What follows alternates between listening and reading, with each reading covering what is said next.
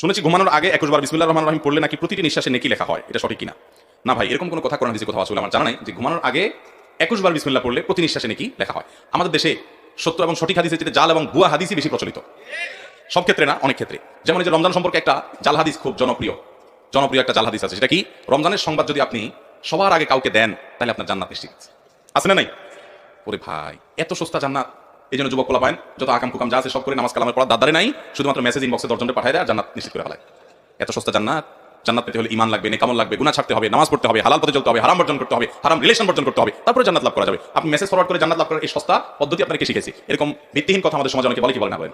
বিশেষ করে রজব মাস শুরু হয়ে গেলে দেখা যায় এগুলা, যে ইনবক্সে পাঠিয়ে দিছি ভাই অমুক তারিখ রমজান হবে। আরে ভাই, রজব মাসে তুমি জানলা কেমনে অমুক তারিখ রমজান হবে? সাবানে চাঁদ উঠে না বোঝা যাবে কোন দিন রমজান হবে? তারা কিন্তু তুমি কেমনে জানলা? তাহলে এগুলো ভিত্তিহীন কথা। এই যে শোয়ার সময় বিসমিল্লাহ 21 বার পড়লে প্রতি নিঃশ্বাসে নেকি লেখা হয় না, এরকম কোন হাদিস বিশুদ্ধভাবে নবী সাল্লাল্লাহু আলাইহি ওয়াসাল্লাম থেকে বর্ণিত হয়েছে আমার জানা। তবে এটা ঠিক যে বিসমিল্লাহির রহমানির রহিম এটা কোরআনের আয়াত, এটা পড়লে প্রতি অরবে আমরা সওয়াব পাবো, কিন্তু ওই যে পড়ে ঘুমায় যাবো আর অটোমেটিক